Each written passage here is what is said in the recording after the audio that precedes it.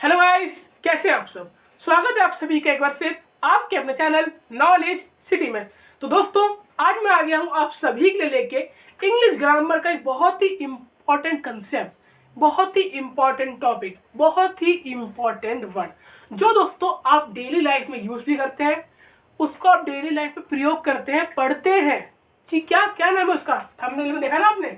जी हाँ दोस्तों, दा दोस्तों एक ऐसा वर्ड है जिसे हम डेली लाइफ में बहुत बोलते हैं, बहुत पढ़ते हैं। आप इंग्लिश की कोई भी बुक उठा लीजिए, कोई सी भी बुक, हर जगह आपको हर पैराग्राफ में एक दा तो मिल ही जाएगा। अब दोस्तों हम दा पढ़ते तो बचपन से आ रहे हैं, लेकिन बहुत सारे लोगों को अभी तक दा का ये नहीं पता कि दा का यूज कहाँ होगा। बहुत सारे लोगों को दा का सही यूज नहीं पता। दा लगा तो देंगे, लेकिन पता नहीं कि उस जगह पे दा लगाना भी है या दा नहीं लगाना है ना। तो दोस्तों दोस्तों अगर देखा जाए तो हमारे आर्टिकल से याद है ना, आर्टिकल ए एन के बारे में मैंने आपको एक वीडियो प्रोवाइड करा दी है। अगर आपने वाली वीडियो नहीं देखी, उसका लिंक मैं ऊपर आई बटन में दे दूंगा, जाके देख लेना। और दोस्तों ए एन के तो छोटे छोटे कॉन्सेप्ट थे, लेकिन दोस्तों दा एक ब्रॉडली कॉन्सेप्ट है। इसके अंदर दोस्तों, इसके जो मैं आपको मोटे मोटे और इम्पोर्टेंट बताऊं तो 22 यूज दोस्तों। अगर आपको ये 22 यूज आते हैं तो आपके लिए कोई भी गवर्नमेंट एग्जाम या आप कोई सा भी एग्जाम दे रहे हो जिसके अंदर आपकी इंग्लिश ग्रामर आती है, और इंग्लिश ग्रामर में आपको पता है टॉपिक हमारा कौन सा, एरर फाइंडिंग, एरर डिटेक्शन बोल लीजिए, एरर फाइंडिंग बोल लीजिए। इस टॉपिक में दोस्तों अगर दा से रिलेटेड कोई भी मिस्टेक होगी तो आप चुटकियों में बता देंगे, क्योंकि आज आपको दा के 22 बहुत इंपॉर्टेंट यूज मालूम होने वाले हैं। और दोस्तों वीडियो को एंड तक भी देखना है, क्योंकि दोस्तों यूज तो आने चाहिए, लेकिन आपको ये भी तो पता होना चाहिए कि दा का यूज कहाँ नहीं करना। कहाँ करना ये तो पता है, लेकिन कहाँ नहीं करना वो भी बताऊंगा, क्योंकि मैंने आपको बताया कि दा एक ब्रॉड कॉन्सेप्ट है। तो इसके अंदर दोस्तों हम यूज भी पढ़ेंगे कि दा के यूज कहाँ कहाँ होते हैं। उसके बाद हम पढ़ेंगे कि दा का आपको कहाँ का यूज नहीं करना। बहुत लोग वहां दा लगाते हैं जहाँ दा नहीं लगाना, ठीक है। इसलिए वीडियो को एंड तक जरूर देखना, इसके एक्सेप्शन केस भी हम लोग करने वाले हैं। और दोस्तों अगर आप चाहते हैं आपको ऐसी ही इंपॉर्टेंट और हेल्पफुल कंटेंट से related video time to time मिलती है, जो आपकी नॉलेज को डे बाय डे इंक्रीज करती रहे, तो अभी हमारे चैनल नॉलेज सिटी को नीचे लिखे रेड कलर के सब्सक्राइब बटन को प्रेस करके सब्सक्राइब कर लीजिए, बेल आइकन को दबा के ऑल पे क्लिक कर लीजिए, ताकि आपको हमारी आने वाली हर वीडियो की नोटिफिकेशन सबसे पहले मिल सके। और दोस्तों अगर आपने हमें इंस्टाग्राम और ट्विटर पे फॉलो नहीं किया है तो हमारे इंस्टाग्राम और ट्विटर हैंडल का लिंक नीचे डिस्क्रिप्शन बॉक्स में है, जाके हमें वहां से फॉलो कर लेना, ठीक है। तो दोस्तों शुरू करते हैं आज की क्लास, लेकिन उससे पहले दोस्तों जानते हैं आज की मोटिवेशनल कोट के बारे में। In order to succeed we must first believe that we can. जी हाँ दोस्तों अगर आप लोगों को बुक पढ़ने की हैबिट है, जैसे बहुत लोगों की हैबिट होती है कि बड़े बड़े एंटरप्रेन्योर्स या बड़े बड़े जो लोग सक्सेस हो चुके हैं उनकी बुक्स पढ़ना, है ना। तो दोस्तों आप देखेंगे हर जगह आपको एक बात मेंशन मिलेगी कि अगर आपको सक्सेस होना है किसी भी काम में, तो दोस्तों सबसे पहले आपको खुद पे विश्वास करना पड़ेगा। जी हाँ दोस्तों, अगर आपको लाइफ में किसी भी चीज़ पे सक्सेस होना है तो सबसे पहले दोस्तों आपको खुद के ऊपर बिलीव करना पड़ेगा कि मैं ये काम कर सकता हूँ, चाहे वो काम छोटा हो चाहे वो काम बड़ा हो। मान लीजिए आप मैथ में थोड़ा वीक है, अब आपको पता है क्या मैथ वीक है, ठीक है, लेकिन दोस्तों मैथ आनी तो चाहिए। तो अगर आप ये सोच के बैठ गए कि मैं ज़िंदगी में कभी मैथ कर नहीं पाऊंगा, तो दोस्तों आप नहीं कर पाएंगे।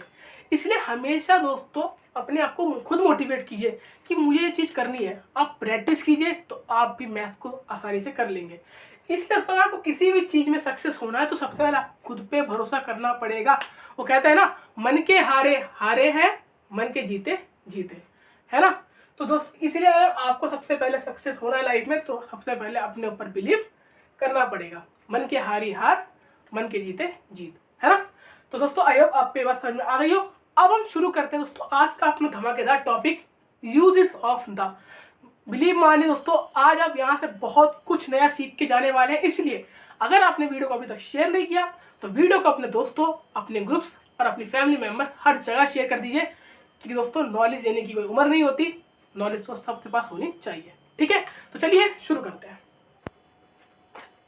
तो दोस्तों देखिए दोस्तों, यूजेस ऑफ द बताया कि 22 इस वीडियो में टॉप या बोल लीजिए सबसे इंपॉर्टेंट या मेन 22 यूजेस ऑफ द के बारे में बात करने वाले हैं। सबसे बड़ा दोस्तों देखिए, दा का जो हमारा यूज होता है, दा का जो हम यूज करते हैं वो हम उस चीज के लिए करते हैं जिसे हम पहले से जानते हैं। किसके लिए? जिसे हम दोस्तों पहले से जानते हैं। फॉर एग्जाम्पल, कोई पार्टिकुलर पर्सन हो गया, कोई हमारी थिंग हो गई। कोई पार्टिकुलर पर्सन, कोई पार्टिकुलर थिंग, कैसे? मैं हूं ना, अभी समझाता हूँ। देखिए, कोई पार्टिकुलर पर्सन, कोई पार्टिकुलर थिंग से यहाँ मतलब दोस्तों देखिए, जैसे कि आपने कोई कहानी पढ़ी होगी बचपन में, जैसे कि पुराने समय में राजा हरिश्चंद्र नाम का एक राजा था। पुराने समय में हरिश्चंद्र नाम का एक राजा था, ठीक है। मान लीजिए एक लाइन नहीं लिखिए कि पुराने समय में राजा हरिश्चंद्र नाम का एक राजा था, ठीक है, फुल स्टॉप। फिर वह राजा बहुत ही ज्यादा ईमानदार, दयालु और सत्यवादी था। बहुत ही ज्यादा ईमानदार, दयालु और सत्यवादी। अब यहाँ हमारे लिए इंपॉर्टेंट क्या है वो देखिए। यहाँ से आता है दोस्तों, आपने बात पढ़ी कि पुराने समय में एक राजा था, ठीक है, हरिश्चंद्र। और यहाँ से यहाँ तक आपने बात पढ़ी कि वो बहुत ईमानदार था। वो बहुत ईमानदार था। अब इस वो का मतलब कौन? इस वो का मतलब राजा हरिश्चंद्र। कौन? राजा हरिश्चंद्र। देखिए, यहाँ से यहाँ तक लिखा था हमारा कि पुराने समय में एक राजा हरिश्चंद्र थे, वो बहुत ईमानदार था। यहाँ वो का मतलब खुद समझ गया कि वो मतलब यहाँ पे बात हो रही है राजा हरिश्चंद्र के बारे में। अब आपको ये कैसे मालूम चला? क्योंकि दोस्तों आप इनके बारे में पहले ही जानते थे, आप इनके बारे में पहले पढ़ चुके थे, आप इनके बारे में पहले जानते हो। जिन चीजों को, जिस पर्सन को, जिस थिंग को पहले से जानते हो और उसकी बात चल रही है तो उसके नाम क्या के दाल लग जाता है। आपके लिए मैं एग्जाम्पल लाया हूँ, वो एग्जाम्पल डिस्कस करते हैं। जैसे कि एग्जाम्पल देख लीजिए, she found her diary. She found her diary. The diary contained important notes. देखिए, she found her diary. The diary contains important notes. दोस्तों आराम से, कोई जल्दी नहीं है, बिल्कुल आपको एक एक पॉइंट क्लियर करता हुआ चलूंगा, क्यों? आपको भी तो मालूम चले ना कि द आएगा, क्योंकि ये नहीं कि 22 के नाम बोल दिए कि यहाँ आएगा, यहाँ आएगा, यहाँ आएगा, यहाँ आएगा और खत्म। नहीं, एक एक पॉइंट पे डिटेल में बात करेंगे कि कैसे। देखिए इस एग्जाम्पल को देखिए, शी फाउंड हर डायरी, उसने diary pi. The diary contains important. अब यहाँ पे दोस्तों आपने पाया कि उसने अपनी diary pi, the diary contains important. अब डायरी के आगे दा लगा। डायरी के आगे दा क्यों लगा? क्योंकि दोस्तों इस डायरी को हम पहले से ही जानते थे, क्योंकि इस डायरी के बारे में इस लाइन में बात हो चुकी है, समझे? क्योंकि इस डायरी को हम पहले से जानते थे, इसके बारे में इस लाइन में बात हो चुकी है, इसलिए इसके आगे क्या लगा? हमारा दा लगा। तो दोस्तों पहली बात, दा किसके आगे आता है? दा उसके आगे आता है, उस पर्सन के आगे, उस थिंग के आगे जिसे हम पहले से ही जानते हो, तो आप समझे कि यहाँ पे किस डायरी की बात हो रही है? जिस डायरी के बारे में हम पढ़ चुके हैं। आई होप आपका पहला पॉइंट क्लियर हो। अब दोस्तों चलते हैं अपने अगले पॉइंट की तरफ। अगला पॉइंट दोस्तों कहता है, क्या कहता है देखते हैं। वीडियो को दोस्तों लाइक करते चले, कमेंट करते चले और अपने दोस्तों में शेयर भी करते चले। पहला पॉइंट क्लियर हुआ आपको? टेंशन की बात नहीं है दोस्तों, नोट्स मिलेंगे, आप आराम से समझ लीजिए, आपको मैं नोट्स प्रोवाइड करा दूंगा। दोस्तों देखिए, जब बात पूरी किसी कैटेगरी की हो, देखिए जब पूरी किसी कैटेगरी की बात हो, किसी एक बंदे का नाम लेके पूरी कैटेगरी को डिनोट किया जाए। देखिए जैसे कि आप बोल सकते हैं कि अब देखिए डॉग, मैंने बोला डॉग। अब डॉग भैया हमारी कौन सी कैटेगरी से बिलोंग करता है? डॉग हमारा बिलोंग करता है दोस्तों एनिमल की कैटेगरी से। डॉग हमारा किससे बिलोंग करता है? एनिमल की। एक एग्जांपल लेता हूँ, एग्जांपल से आपको अच्छे से क्लियर हो जाएगा। एग्जांपल दोस्तों देखिए, the dog is a faithful animal. अब दोस्तों देखिए डॉग, अब दोस्तों मैंने आपको बताया कि जब किसी कैटेगरी की बात हो, किसी इंडिविजुअल का नाम लेके किसी कैटेगरी पे बात हो, या इन्होंने डॉग को लिया और पूरी एक कैटेगरी, क्योंकि डॉग हमारा एनिमल से बिलोंग करता है, एनिमल में आता है डॉग, तो डॉग को लेके ना पूरी एनिमल ही हमारी पूरी कैटेगरी को देखा, तो इसलिए दोस्तों यहाँ पे हमारा क्या आ गया? दा। क्या आ गया? दा। तो दोस्तों अगला पॉइंट समझ में आया आपको? दा कब आता है? जब कोई सिंगुलर नाउन पूरे कैटेगरी को क्या करे, पूरी कैटेगरी को रिप्रेजेंट करे। जब एक सिंगुलर नाउन पूरी कैटेगरी को क्या करे, पूरी कैटेगरी को रिप्रेजेंट करे, तब हमारा क्या आता है, द आता है। ठीक है, द्वारा द हमारा इस केस में कब आता है, जब कोई एक सिंगुलर नाउन पूरी कैटेगरी को रिप्रेजेंट करे, तब हमारा क्या आता है, द आता है। आई होप आपको समझ में आ गया। अब दोस्तों चलते हैं अपने अगले पॉइंट की तरफ। अगला पॉइंट दोस्तों बहुत सिंपल है। द हमारा आता है किसके साथ, बताते किसके साथ दोस्तों। द हमारा आता है हमारा सुपरलेटिव डिग्रीज के साथ। किसके साथ, सुपरलेटिव डिग्री। द दोस्तों हमारा सुपरलेटिव डिग्री के साथ आता है। जैसे कि आप बोल सकते हैं this is the most beautiful diamond. क्या, this is the most beautiful diamond, this is the most beautiful diamond. अब यहाँ दोस्तों देखिए सुपरलेटिव, आपको द सुपरलेटिव क्या आ गया, हमारा मोस्ट आया। अब यहाँ मोस्ट आया तो ये मोस्ट के पहले तो आपको द लगाना ही पड़ेगा। मान लीजिए आपका पेपर में एक क्वेश्चन आया एरर फाइंडिंग, उन्होंने लिख दिया this is most beautiful diamond. ठीक है, और आपको ऑप्शन दे दे कि आपको पता पेपर में कैसे आता है, पेपर में ऐसा आता है बीच में स्लैश लगा देते हैं कि बताओ गलती ए वाले पार्ट में है, गलती बी वाले पार्ट में, गलती सी वाले पार्ट में। क्या बोलते हैं, बताओ गलती ए वाले पार्ट में, बी वाले में है, सी वाले में, या फिर डी मतलब होता है हमारा नन ऑफ दीस। तो आप देखिए अगर यहाँ दा नहीं लगा होता और आपने पढ़ रखा है कि भैया सुपरलेटिव डिग्री से पहले तो दा लगाना ही पड़ेगा, वरना क्या होगा, सेंटेंस गलत हो जाएगा।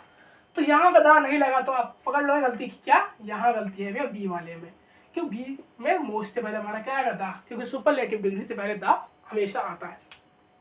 आइए दोस्तों आपको समझ में आ रहा हो, अगर आ रहा हो तो कमेंट करके बताइए और लाइक भी कर दीजिए वीडियो, है ना। अब दोस्तों चलते हैं अपने तीसरे पॉइंट की तरफ। तीन आप समझ गए। अब सॉरी चौथे की तरफ चलते हैं दोस्तों। चौथा दोस्तों हमारा दा कब आता है दोस्तों, देखिए।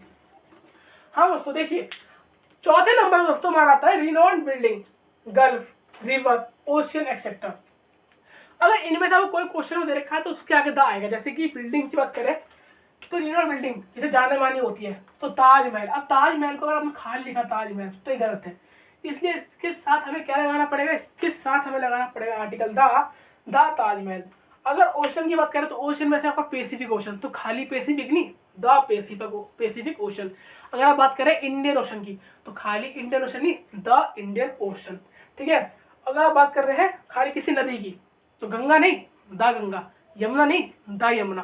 तो अगर आप किसी रिवर, बिल्डिंग, गल्फ की बात हो रही है तो दोस्तों उसका आपको द लगाना ही पड़ेगा। आई होप आपको समझ में आ रहा हो, है ना। अगला दोस्तों बात करते हैं पांचवा। अब दोस्तों देखिए पांचवा दोस्तों कि द कब आता है दोस्तों। देखिए the plural name of islands, the mountain ranges, chain of mountains, और प्लूरल नेम ऑफ कंट्रीज। जब आपको कंट्रीज क्या हो गया, माउंटेन्स हो गए, इनके प्लूरल नेम दे रखे हो तो उसके आगे द आ गई, द आएगा आपका। जैसे कि मैंने आपको एग्जांपल दे रखा है द नीदरलैंड्स। अब नीदरलैंड्स ये नाम एक प्लूरल नाम है तो इसके आगे हमने क्या लगाया, आर्टिकल द का यूज किया। तो दोस्तों इन छोटी छोटी बातों का बहुत ही आपको ज़्यादा ध्यान रखना है, क्योंकि दोस्तों छोटी छोटी बातें ही आगे आके आपको दिक्कत देती है। इसलिए अगर आप आज कॉन्सेप्ट क्लियर कर लेंगे तो आगे आपको कोई दिक्कत नहीं होगी, है ना। आगे बढ़ते हैं दोस्तों। देखिए आगे हम बात करते हैं कि द और कहाँ आता है दोस्तों। देखिए आगे दोस्तों बात करते हैं 6 नंबर की। दोस्तों द हमारा आता है डायरेक्शंस के नेम के आगे। किसके आगे, डायरेक्शन। अगर आप किसी डायरेक्शन की बात कर रहे हैं तो उसके नाम के बाद द आएगा। जैसे कि द नॉर्थ, क्या, the north, the east, the south, और हमारी द वेस्ट। तो अगर आप किसी भी डायरेक्शन यानी कि दिशा की बात करते हैं तो दोस्तों उसके नाम के आगे आपका आर्टिकल द हमेशा आता है। इस बात का आप लोग अच्छे से दोस्तों ध्यान रखना, है ना। आगे चलते दोस्तों अगला देखते हैं। हमारे 6 टाइप हो गए। आई आपको समझ में आ रहा है, नोट्स आपको मिल जाएंगे लिंक में नेक्स्ट क्लास तक, ठीक है। अब दोस्तों बात करते हैं आगे कि आगे भैया हमारा द कहाँ कहाँ आता है। तो दोस्तों देखिए आगे जो हमारा द आता है वो आता है फैमिली का जो सरनेम होता है। दोस्तों आगे जो हमारा आता है वो आता है हमारा फैमिली नेम बोल लीजिए, फैमिली का सरनेम बोल लीजिए।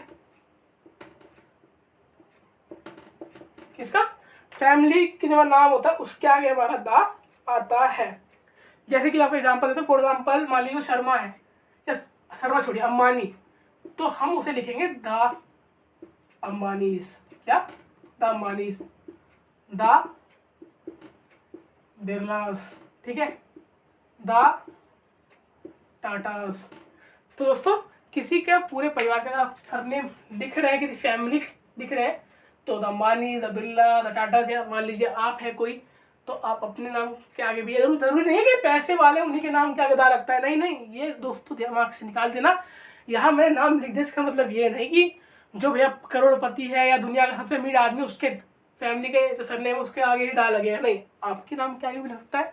आपका नाम शर्मा है, आपकी फैमिली में सब लोग शर्मा लगाते हैं, द शर्मास, ठीक है, द पांडेस, द गोलास, है ना, द कुमार्स, ऐसे करके आप लोग मतलब लगा सकते हैं अपने नाम के आगे, है ना।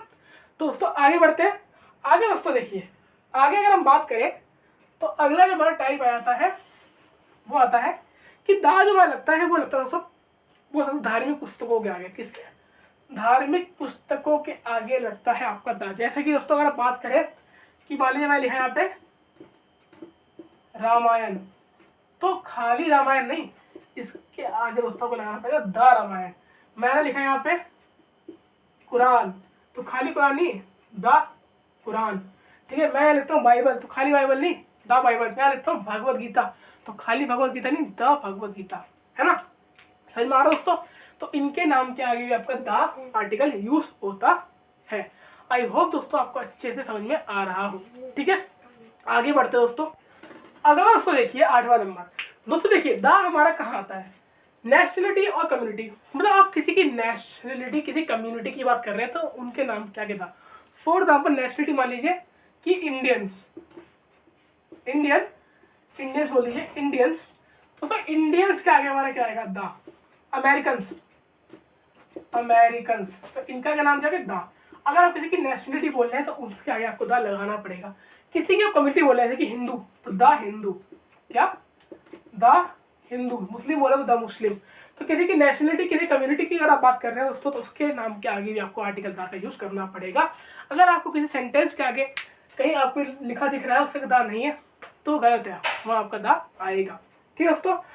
तो दोस्तों आई होप आपको अभी तक का सारा समझ में आ गया होगा। मैंने आपको 8 यूजेज इंपॉर्टेंट दा के बता दिए हैं। तो दोस्तों आज के लिए इतना ही, जी हाँ आज के लिए इतना ही। आप इनके बारे में पढ़िए, है ना, और आपको नोट्स में दे दूंगा, टेंशन मत लीजिए, अगली क्लास तक आपको नोट्स मिल जाएंगे। आई होप दोस्तों आपको आज की क्लास अच्छी लगी और आपको 8 समझ में आ गया पॉइंट ही दा का यूज कैसे कैसे आपको कहाँ कहाँ करना है। तो दोस्तों अगर आपको वीडियो अच्छी लगी हो तो लाइक करें, कमेंट करें और शेयर करें दोस्तों के बीच में। तब तक दोस्तों मिलता हूँ आपको नेक्स्ट क्लास में, तब तक के लिए गुड बाय।